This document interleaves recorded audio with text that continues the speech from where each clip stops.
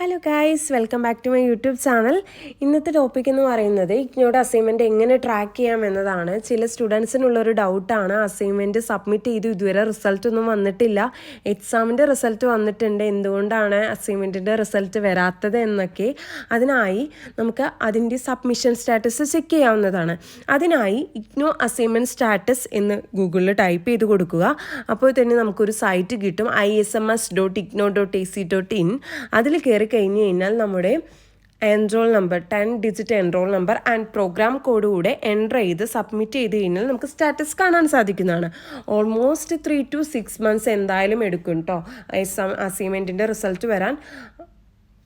പിന്നെയെന്ന് പറയണത്, ഈ എക്സാമിൻ്റെ റിസൾട്ടും അസൈൻമെൻറ്റിൻ്റെ റിസൾട്ടും ആഡ് ചെയ്താൽ മാത്രമാണ് ആ പേപ്പർ പാസ്സാണോ ഫെയിലാണോ എന്ന് നമുക്ക് അറിയാൻ സാധിക്കുള്ളൂ. സോ എല്ലാവരും, ഡൗട്ടുള്ളവരെല്ലാവരും പോയി ചെക്ക് ചെയ്യുക. Okay, bye, see you lighter.